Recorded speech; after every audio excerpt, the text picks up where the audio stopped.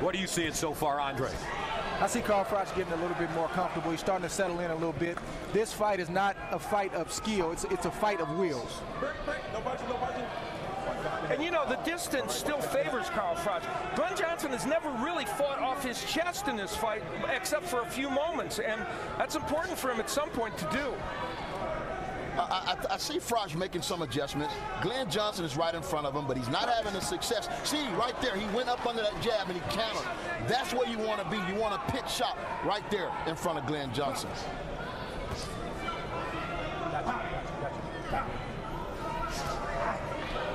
Johnson slow with the left hook. Froch's reflexes, feline. Now Froch punches and bunches as he steps away, takes his time, throws the big right hook block, but he stays busy. You know, Glen Johnson's not cutting the ring off. He's following Froch.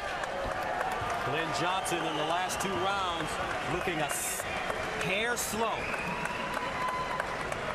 Now don't forget, coming up July 9th, Showtime Championship Boxing has Brandon Rios defending his WBA lightweight belt against Urbano Antion.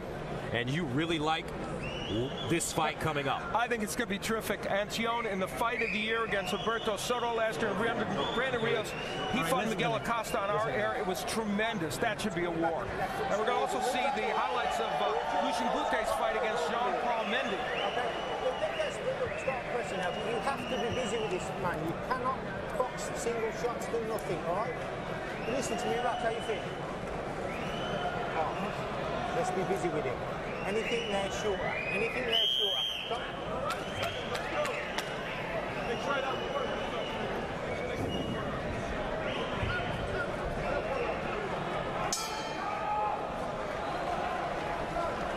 We begin the 5th round. Glen Johnson taking 2 deep breaths, getting off the stool slowly. And Cuellar, his trainer, saying you got to get busy. You're not going to win a decision against Carl Froch. Ooh, nice right hand by Froch that gets through. And that came after a counter punch. It came off a counter punch. Right now, Carl is comfortable right in front of Glen Johnson. He's barely making him miss, and he's making him pay. Total punches, you see that Froch's throwing a little bit more than Glen Johnson, and I'll tell you, Glen Johnson is a volume puncher, so he wants to have more punches thrown than Carl Froch.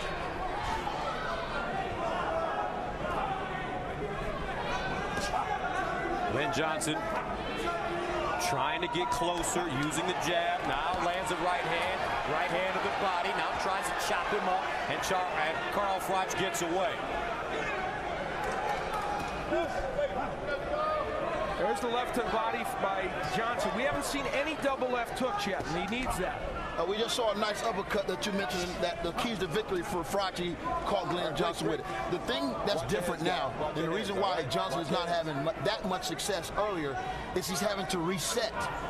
Carl Froch is moving just a little bit to throw him off and make him reset rather than landing and having leverage. Absolutely, and I think Glen Johnson, to a degree, is starting to slow down a little bit. I think the last round he took a round off. He's trying to pick it up, but he's not the Glen Johnson that we saw in the first 2 or 3 rounds.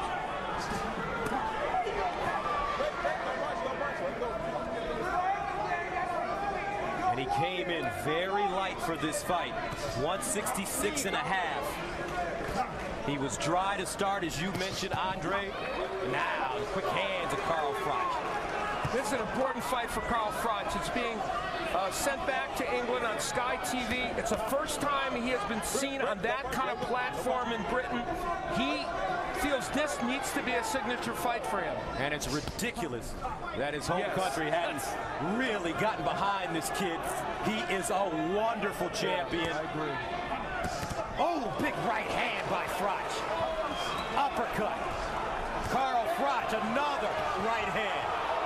England, you got a guy here.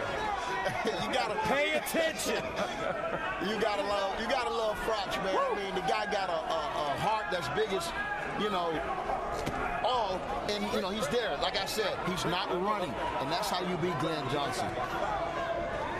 Carl Froch also with some very choice words during our meeting, folks. for Andre Ward, the man sitting next to us. We'll talk about that in the next round.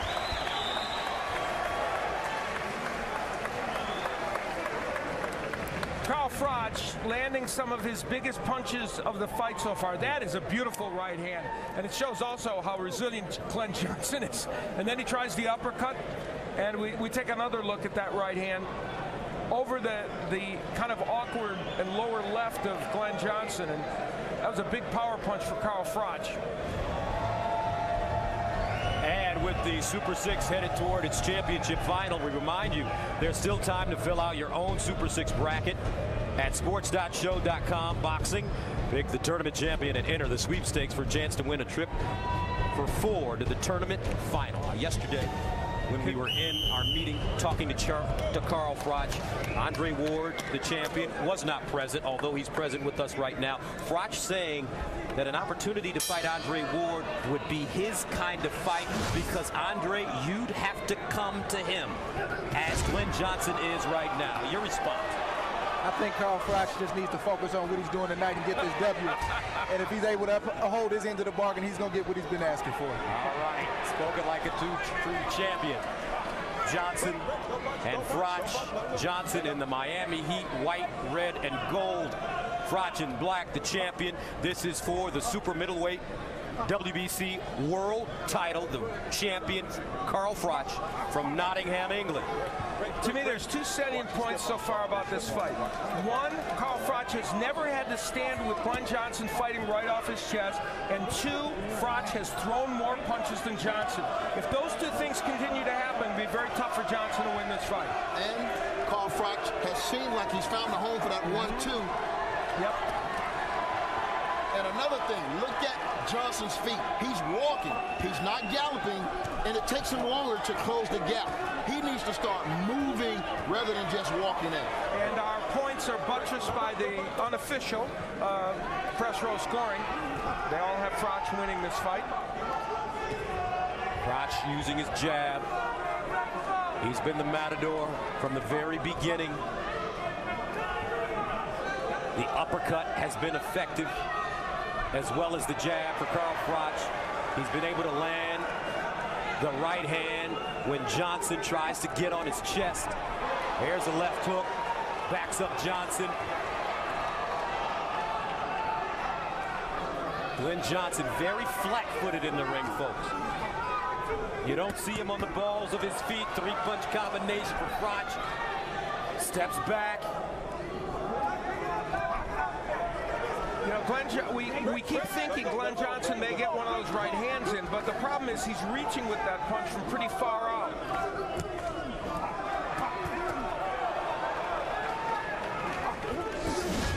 Well, you see the amount of power punches and the fact that Froch has the edge, and we know he's winning the battle as a jab. Not so good for Glen Johnson. Froch backs up Johnson with a right cross. And Froch is relaxed in there, man. He see it all coming. You can see this is the slickness that I was telling you about.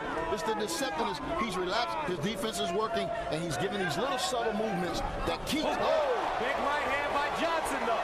Carl Froch walks right through it as he backs up. Now with a smirky smile on his face, the Englishman. Does he have bravado or what? I mean, honestly. He says he may want to be an actor when his career is over. I hope Guy Ritchie is watching. He'd make a perfect thug in one of his movies. Hey, Rachel says, I didn't like that right hand he got hit with, though. Listen, you've got to beat him to it inside, all right? You're letting him walk in and hit you around the body. Relax, put your legs out, all right? Listen to me, listen to me. All right? That's halfway, all right? He's an old man, he's leaving his legs behind you. Relax, breathe. Sharp 1-2, 1-2. Glen Johnson did have a moment in that round, and that moment came courtesy of this right hand. That's the overhand right we talked about. It wasn't landed perfectly, but it was a good punch. But Froch came back with a great left hook and some good combinations. You're doing good work, but you know what? Remember, it's not good enough. You gotta stop him. Glen is 7, is getting away. We have to stop this guy. You gotta start hurting him. When you get him in the corner.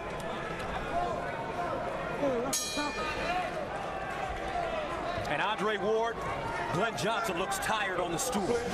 This is the point we were all talking about before the fight. Is the weight issue going to have an effect on Glen Johnson? You can make the weight, but can you be effective? I think that's what we're seeing now. It's similar to a fighter going to the gym and being flat.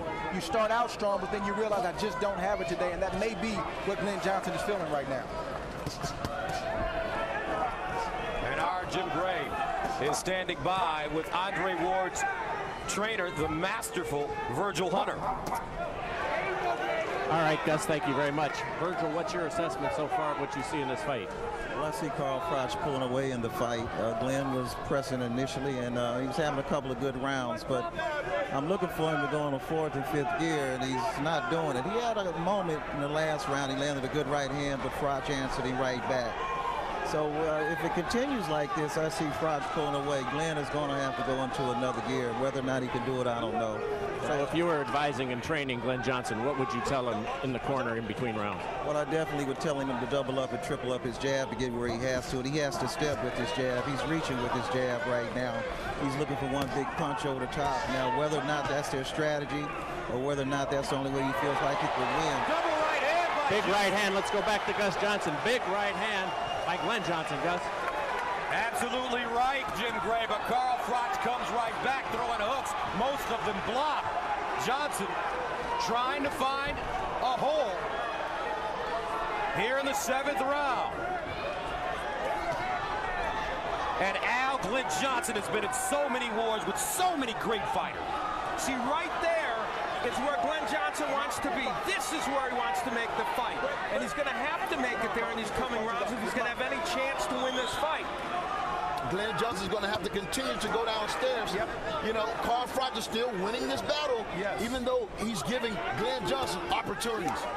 Here's a body shots by Johnson, but a left hook right hand combination lands for Froch. That hooking right hand by Froch, followed by a straight right hand by Glen Johnson. We got a real fight now, though, because Glen Johnson has carved out some inside territory. Froch is still doing well, but Johnson's having more than his moments.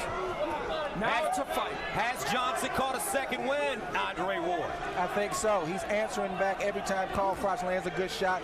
This is the kind of fight that I anticipated, and that's why I've been calling it 50-50 from the start. Seeing the body work. Yeah, I'm sorry, Gus. He has really now committed in this round to that. Carl Froch saying that he's in tip-top shape. He expected this kind of fight with Glen Johnson, because when you fight Glen, you're going to hit a little bit of everywhere. Everywhere. It doesn't matter. He's not a pinpoint accuracy. Heart, arms, lungs, organs. Miss Johnson, ringside.